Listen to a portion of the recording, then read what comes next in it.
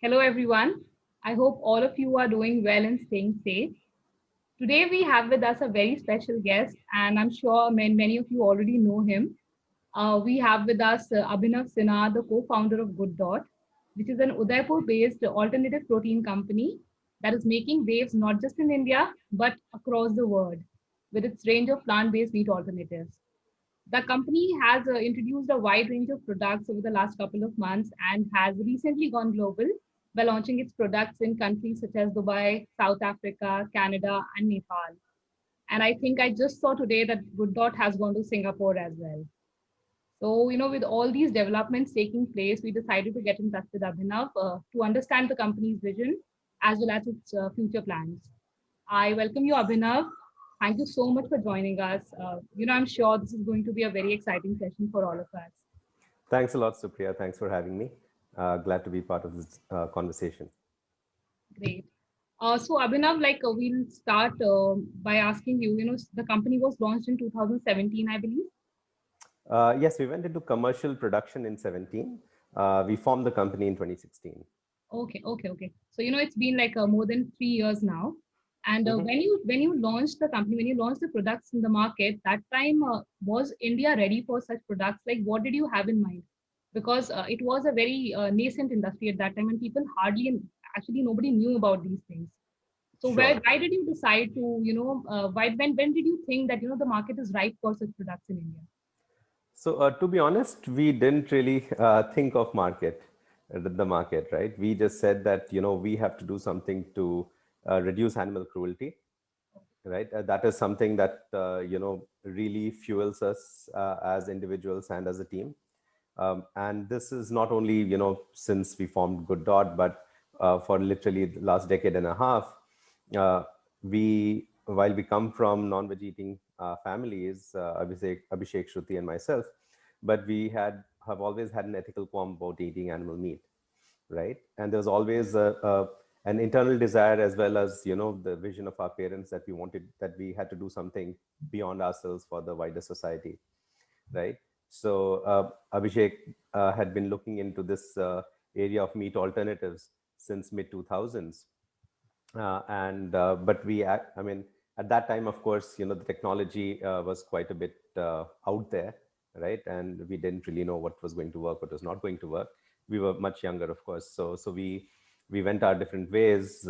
He went into the civil services as an Indian Revenue Services officer. I went for my PhD to the US. Shruti, our sister, went into the hotel and restaurant industry. Deepak, our good friend who we met later, of course, got his stripes as a finance professional and a serial entrepreneur.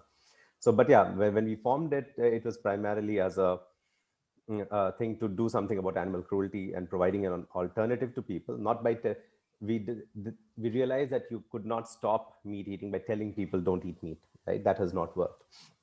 And we know the draw of meat, the taste, the texture, everything. So that's how we started. We said that we have to do something about it, and we realized that there was a technical a feasibility to creating alternatives to meat using plants or other sources. Right. So yeah. So you've come a long way now. So it's 2021, and we now know a lot of global brands have started making beeline for India. Mhm. So what? How have you seen the market evolving over the last 3, 4 years? So, as you What pointed you out, Yeah, yeah, as you pointed out, right? When we started, of course, nobody really knew what this field was about, correct? And now there's greater awareness. Even then, I would say that awareness is still, scratching at the surface of the Indian market. But the way we like to think of it is that India is a follower society, right? Has become a follower society, unfortunately, and we pretty much follow the West, and within which America and US and the Western European countries lead what we aspire to get to, right? And what's happening there is a move towards plant-based meat and meat alternatives and a reduction of meat. And while earlier that any trend in the West would take about, let's say 10 to 15 years to come to India or longer, now, of course, because of technology, because of internet and social media, that time frame is much compressed. It's probably a couple of years or so at this point of time. So we know that this is a sector that's going to, come of age and that's going to blow and really explode rather in the country. At this point, there is a greater awareness. There's a greater compared to 2017. Lot many more people know about it. The market in India, the addressable market is for anything is huge, right? Just because the number of people that we have, right? But of course, you have to meet the customer where their happy points are. So as long as you stay within that, their sort of happy middle for them, for the different consumer segments, you can target them. So the numbers are increasing. We are growing over 100% year on year. Now, of course, there's much greater awareness, so that helps us. COVID has helped us, right? And we are certain that this is going to be a very strong, engaging trend rather than a fad. Yes, yes, yes. So you're talking about awareness. Mhm. We hardly see Good Dot, doing advertisements or promoting their products anywhere. So I Mhm. think most of your growth has been organic, if I'm not wrong. Mhm. So is it a deliberate move, or like maybe I might be wrong that I haven't seen your ads anywhere, but I Sure. see Good Dot, not promoting its products the way other companies are doing. Mhm. Why is it so? So, first of all, we feel that the product really, in order to get to the right customers, you need to sort of create that story. You need to rather have that organic story behind you about the purpose, etc., that aligns well, right? Of course, we could spend millions of dollars and bombard uh, internet and all your other platforms, television, the Netflix and or YouTube and so on and so forth. But we've not, because we don't have that kind of resources, and that would be fairly inefficient at this point of time, right? But just because the market has been growing organically, word of mouth is strong. And within our to be honest, within our one of our major channels, which is the RCM channel, we do a fair bit of marketing within that channel. Our social media presence is fairly strong. We have a lot of people who follow us, engage with us very earnestly, and we engage with them with all honesty in return. So that really helps. And lots of people, because they feel and they align with our purpose, and they feel that level of mm, I would say honesty in what we do, so they become very strong proponents of the brand, and that really helps us, and we're thankful for that.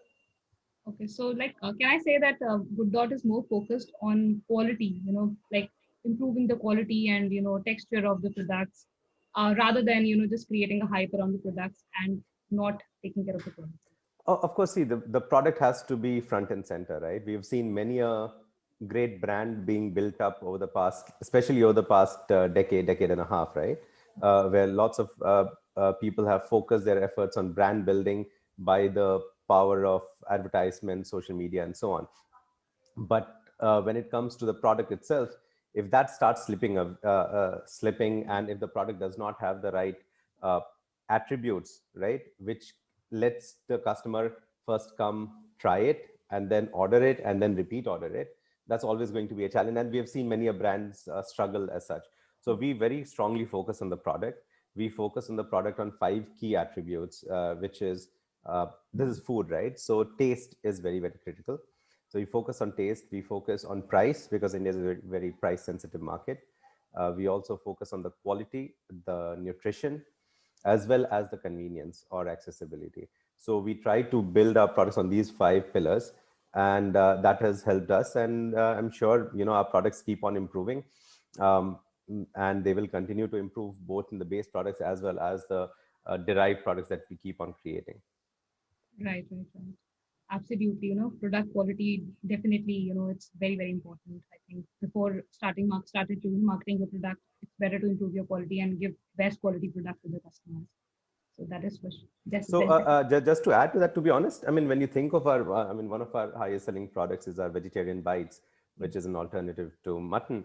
Now that product hasn't really, changed in the past 2.5, 3 years. So any product that we bring into the market, we really have a very thorough vetting, both internally and externally, and we ensure that the product quality stays top notch. So if we create something that is uh, uh, that is new, that adds something that's a different in terms of the experience or some particular product attribute, right? For example, if we launched a veg chicken, that is going to be, a chicken alternative instead of mutton alternative that we had. If we launch a Thai curry, it's an entirely different product. It's a finished product in a particular experience, with a particular experience behind it. So when we launch something, we really focus very strongly and take our own time in ensuring that it is really worth it, while our other kinds of developments keep on happening to create newer textures, newer products, newer finished products, and that sort of thing. Right, right, right. And actually, I have seen Good Dot launching a lot of products recently. Like, every week, almost every week, there's a new product coming from the brand, and we can see the promotion on social media. So, do you think this gives some kind of competitive advantage to your brand because others are like, what is the idea behind this? See, we have, I mean, we've held off on a lot of launches owing to the COVID for the past year or so. And to be honest, for every product that's out there, even today, we probably have at least 4 or 5 waiting in the pipelines, right? So I mean, we've been blessed with a very strong development team, both from the texture point of view as well as from the use case and finished product point of view, and that really helps. And we are always looking at what is the, so we don't believe in just launching a product for the heck of it just because we can. Only when we think that there is a need for such a product in the market, and there's a latent or an explicit demand for it, do we actually think about it. For example, if we recently launched the Vegican curry kit, now that was our first formal in the retail space, the first chicken alternative that we really launched, right? But then we thought that let's create a product where the experience is defined, the customer's experience is what we expect it to be, right? So we said, and these days people are enjoying cooking at home, right? So we said, okay, let's not give them the finished product, let's give them this mock chicken, but also then give them this curry paste and this masala so they can make it at home. They have the joy of making it at home, and they understand the power of the product, right? And then they know that, okay, now that I've got this chicken in this curry, it can now be used in different kinds of curries in different kinds of settings and can be used. So it both gives the experience that we want and lets them also test out the power of the product. And other things, for example, we launched a noodle, and that's an entirely different segment, right? And so on. So everything that we launch is adds on and builds on something that is a very strong demand in the market, at least in our analysis. Exactly, exactly. And like, is it the same kind of demand you saw that before launching these good khana outlets? Mm-hmm. So that is a very interesting concept, and I think yours is the first company which has taken such a path. You are setting up stalls on roadside and offering these alternative proteins at very reasonable cost. So Right.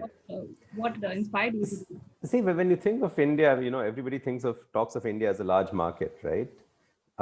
But no, let me not say every, but most companies and most organizations pretty much think of only the metros and the upwardly mobile, well-educated young professionals and so on and so forth, right? And there's of course a huge and realistic risk and a reality of people of that segment having consumerism fatigue, right? Or consumer fatigue, because everybody is just vying for their attention.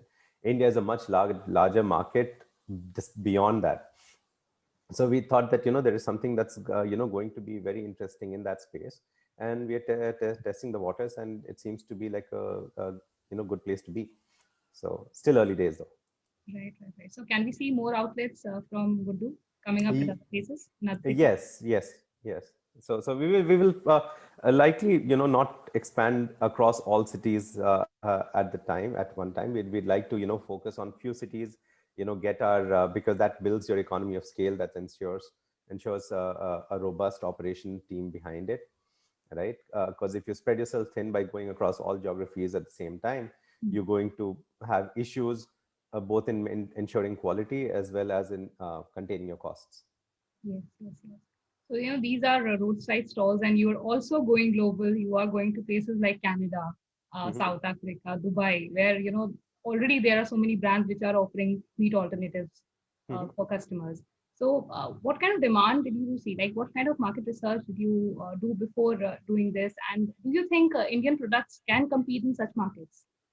Yeah, absolutely. I mean, so our products, for example, even before we launched in those markets, so Good Dot, for example, there's an event called, or rather a gathering called the Parliament of World Religions, right? It is the largest gathering of religious leaders anywhere in the world.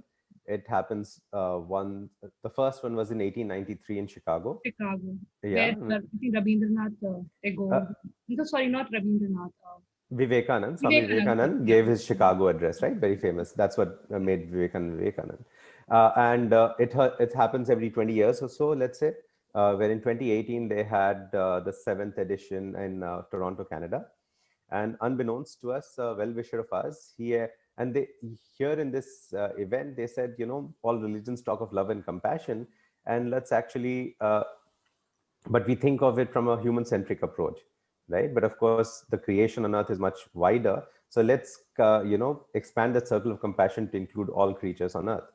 And so to that end they said, let's have a vegan banquet, so that there's no animal exploitation involved. And in that they actually, what they did was um, but of course many people want that meat and meaty texture in their food. So the organizers decided to get into this new age mock meat products. And someone sent our products apart from other global products which were tested, and they actually chose us.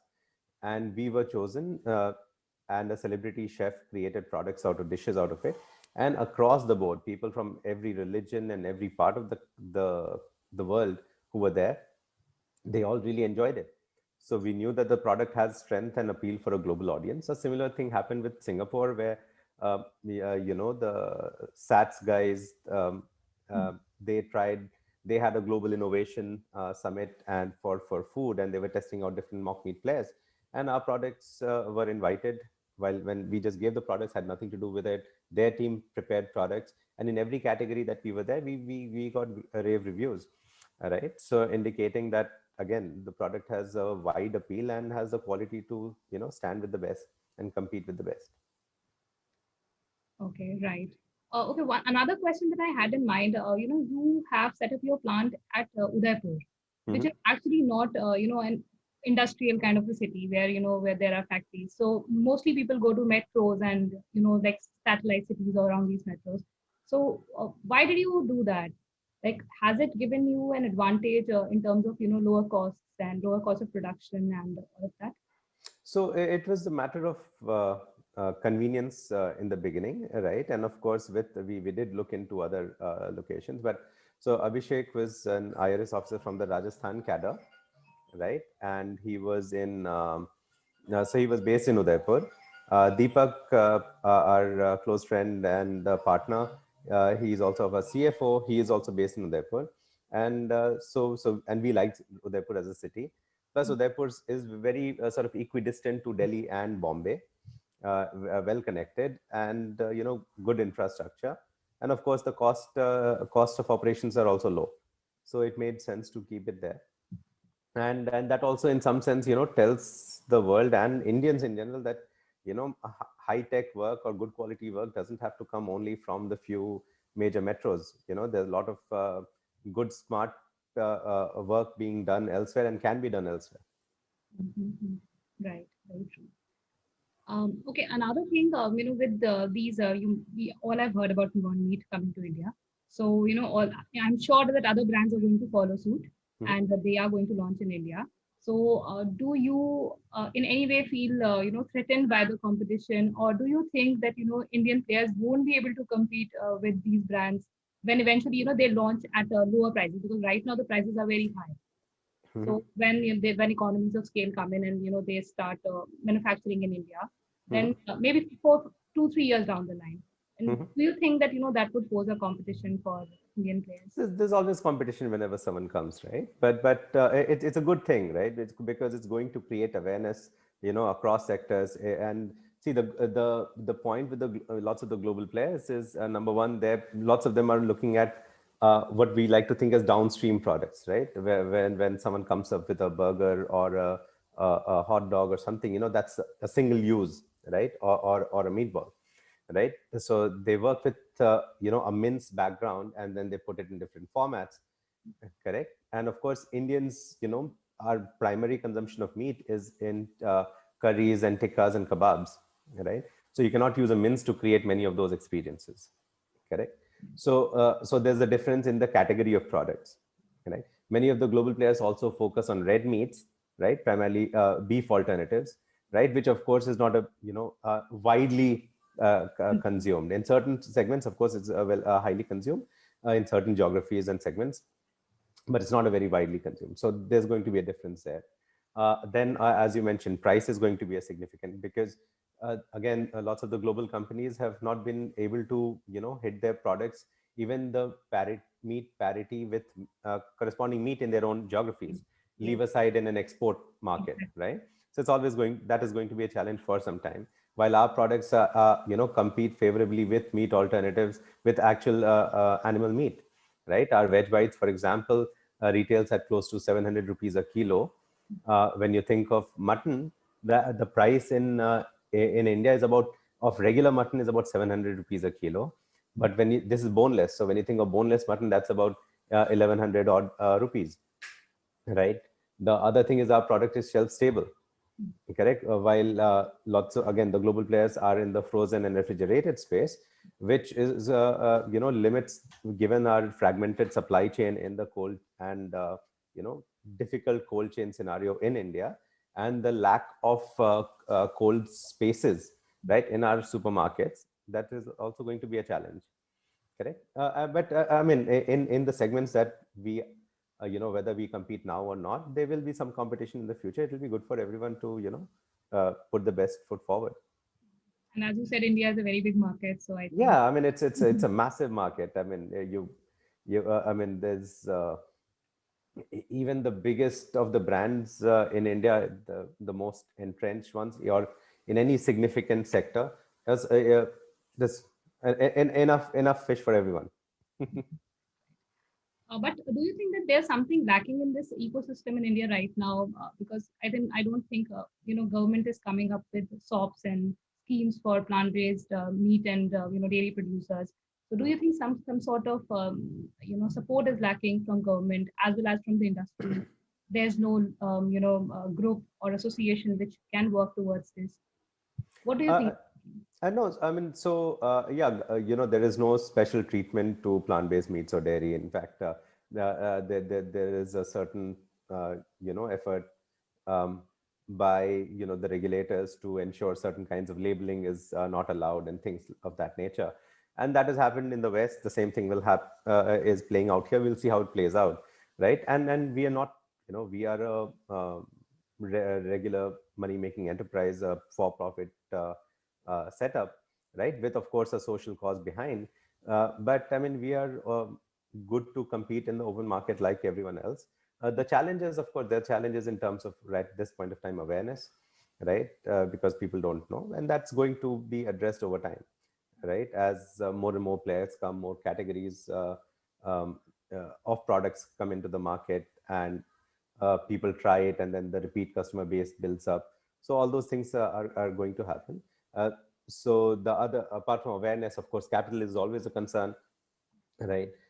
But you see globally, there's more and more capital flowing into alt meat sector, and I'm sure India will be no exception. The same thing will happen with greater awareness, both in terms of investors, manufacturers or companies, as well as consumers, right? And the third is technology, which again, because it's technology both from in both in terms of the cost of lots of these equipments. They're capex heavy, right? So it costs a fair bit, and then you have to get the right kind of equipment, and you need to do certain customizations and those kind of things. The final thing is going to be in the ingredient supply, and that as the industry builds, I'm sure the ingredient supply ecosystem is also built, and there are also people currently who are working into this space. Also, do you think that portraying these products as vegan, it sometimes causes roadblocks, because a lot of flexitarians and meat eaters, they do not want to try things which are sold as vegan. So that is also. Do you think that that is also a problem, and we should just focus on meat alternatives, or something like plant-based meat, We should So you not. have to see India is a different market. Yeah, definitely that's a consideration, right? And those are discussions we've had internally. But India is a very heterogeneous market, right? It's not like the West where most of the people are meat eaters or were meat eaters and they are looking to reduce, right? So in India, you still have 30% of people who are vegetarians, right? So if you make it just, strongly, meat focused branding or positioning, then you're likely to lose many of those in that segment. Correct? Because and vegan, the other part is, veganism in the West has been very militant, Mm, mm, right? exactly. So so there's a pushback against it. In India, we've not had such kind of strong militant veganism, right? The other thing is, so it doesn't carry that much that negative tag associated. The other part is, as more and more celebrities, right, are turning vegan, right? And every time a celebrity turns vegan, whether Indian or international, it creates an some kind of an awareness and a higher sort of spike in awareness, correct? And then that also builds in desire for more people to jump on the bandwagon and be more okay to trying, okay, what is this veganism thing? And understanding that overall, again, over a period of time, as people understand that this entire lifestyle, right, not just diet, is healthier for you, is better for the environment, animals, everything, it's going to take hold. It's up to individual companies to decide whether they want to call themselves plant-based XYZ or vegan XYZ. That's up to individual companies. Okay, one last question. What all innovations are we going to see from Good Dot in the coming months? New product, diversification, new plans, everything. Yeah, I mean everything, literally. I mean, we are all, we're working non-stop to create newer and newer products, textures, finished products. We are entering both in Gooddo and Good Dot, right? That is the restaurant chain as well as the retail products. You'll have more finished products, as I said, newer textures, newer meat alternatives, and we are exploring, newer geographies as well. So everything in due time. We of course keep everyone involved and informed through our social media. Yeah, So yeah, nothing is off the table. correct. Awesome. Thank you so much, Abhinav. All right, a pleasure speaking with you. Wonderful conversation. Thank you so much. Take care. Thank you. You take Bye. care.